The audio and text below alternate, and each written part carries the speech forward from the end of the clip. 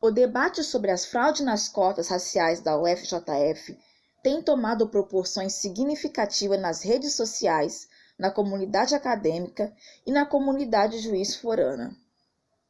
Temos acompanhado as inúmeras reações a que essas exposições foram levadas, incluindo pronunciamentos da UFJF, manifestações de supostos fraudadores e consultas às instituições jurídicas como a Comissão de Promoção da Igualdade Racial da OAB de Juiz de Fora. Diante disso, a Frente Preta tem tomado conhecimento e discutido internamente sobre as medidas que vêm sendo realizadas pelas instâncias institucionais da UFJF, acompanhando os trâmites internos que envolvem o processo de denúncia de fraude nas cotas raciais, bem como os dispositivos legais, jurídicos e normativos que respaldam o processo de verificação e identificação de fraudes. Reconhecemos os esforços que a UFJF tem feito para assegurar o direito às cotas raciais aos estudantes autodeclarados pretos, pardos e indígenas. Porém, cumprindo seu papel de resistência política aos casos de fraude nas cotas raciais e ao racismo institucionalizado, nós da Frente Preta queremos sanar dúvidas sobre algumas questões que envolvem as comissões de sindicância e heteroidentificação nas análises de candidatos autodeclarados pretos e pardos no processo seletivo acadêmico. Embora em 2018 tenham sido divulgadas informações pontuais no site da UFJF sobre o processo e resultados da comissão de sindicância iniciada naquele ano diante das 92 denúncias de fraude recebidas, a partir de 2019, nenhuma informação foi divulgada sobre as comissões iniciadas posteriormente. É necessário ressaltar que até agosto de 2019, segundo notícias, a UFJF recebeu 104 novas denúncias. Como essas denúncias foram averiguadas? Há, desde 2018, uma portaria normativa de número 4 que visa regulamentar o procedimento de heteroidentificação, complementar a autodeclaração dos candidatos negros para fins de preenchimento das vagas reservadas nos concursos públicos federais, nos termos da Lei nº 12.990, de 9 de junho de 2014.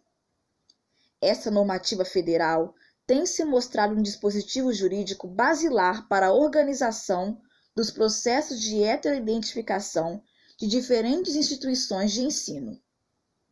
Ao analisarmos a portaria normativa número 4 de 2018, observamos que esta garante o devido processo legal, a dignidade da pessoa humana, o fenótipo como critério único, banca de heteroidentificação diversa, transparência no processo, motivação das decisões e a filmagem do procedimento de heteroidentificação, embora a UFJF e a DIAF afirmem em entrevistas e nos editais de inscrição para membros da Comissão de Heteroidentificação que a Portaria Normativa número 4 de 2018 está sendo cumprida e norteando as ações da comissão, alguns questionamentos precisam ser feitos.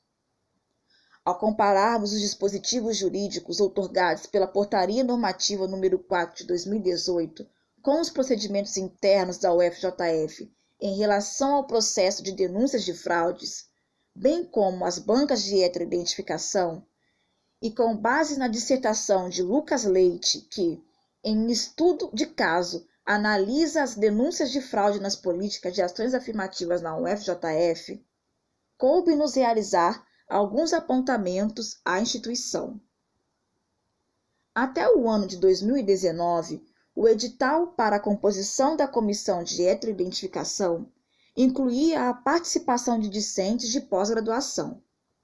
Porém, de acordo com o edital de inscrição para a composição da Comissão de Heteroidentificação, lançado em janeiro de 2020 pela UFJF, os membros da comissão devem ter vínculo institucional com a universidade, sendo as vagas preenchidas por tais ou docentes da comunidade acadêmica, excluindo a participação discente.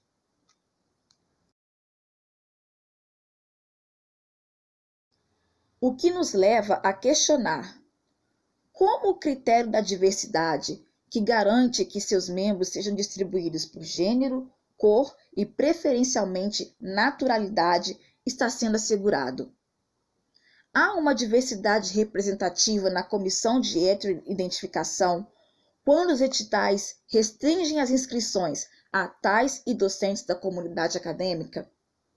Não seria mais consoante com a normativa a abertura do edital para a comunidade juiz-forana, evitando assim o corporativismo na composição das mesmas e a disparidade de representação? De acordo com o estudo de caso de Lucas Leite sobre o processo de denúncias e fraude nas cotas da UFJF, tem sido inviável acompanhar as ações e decisões da comissão de sindicância por parte de denunciantes e da comunidade acadêmica. Denunciantes entrevistados afirmam que não receberam nenhuma informação após a formalização da denúncia à UFJF. Tampouco sabem se os casos suspeitos foram considerados fraude ou não pela instituição. A pesquisa também afirma a importância da existência de relatórios das ouvidorias geral e especializadas da UFJF, que, mesmo sendo centrais dentro do fenômeno de denúncias de fraude, pouco se aprofundam em dados e informações. Por isso, considerando a responsabilidade que a instituição possui não somente sobre as denúncias, mas sobre a fraude em si, solicitamos informações detalhadas para o fortalecimento da política pública. Somente a informação e o debate público podem realizar um enfrentamento sério daqueles que fraudam o sistema de cotas raciais. Como a UFJF pode facilitar o acompanhamento das denúncias à comunidade acadêmica e juiz-forana? Nossos principais apontamentos referentes ao relatório são: qual a proporção de gênero nas denúncias recebidas? Quais os cursos que recebem denúncias? Qual ano e período o suspeito de fraude ingressou na UFJF? Qual grupo de cota utilizou e qual critério está sendo colocado em suspeita de fraude? Qual campus e em que os suspeitos estudam? Qual a situação atual de cada caso? Qual a situação atual em 2020 de denúncias realizadas em anos anteriores? Quais casos de denúncias analisadas pela comissão passaram pela comissão de heteroidentificação a partir de 2019? E como estes casos foram avaliados na época? Como os critérios adotados estão sendo mobilizados para se definir o sujeito de direito da referida cota? Como tem sido formada a comissão de sindicância atualmente? O que motivou a decisão em relação ao candidato? Por último, indagamos a instituição sobre: qual a proporção de alunos que comparecem às comissões? Como são constituídas as comissões de recursos da comissão de heteroidentificação?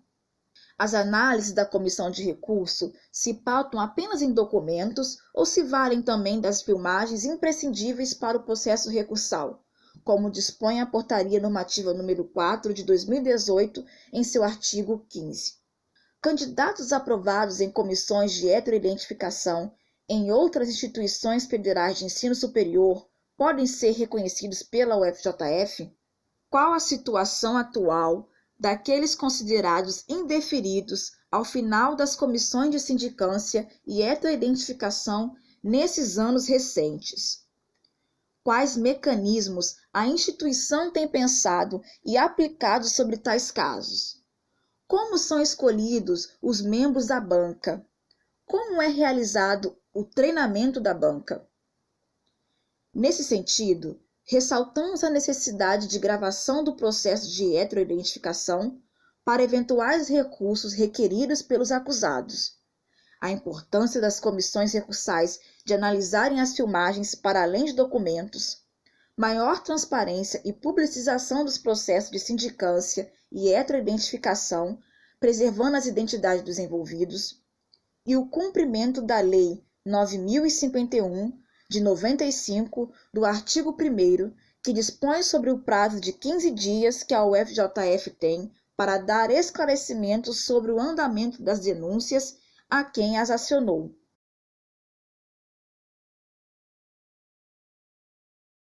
Dessa forma, a Frente Preta vem a público pedir o esclarecimento da UFJF sobre os questionamentos aqui expostos e reivindicar a garantia e a devida fiscalização das ações afirmativas de pessoas pretas e pardas.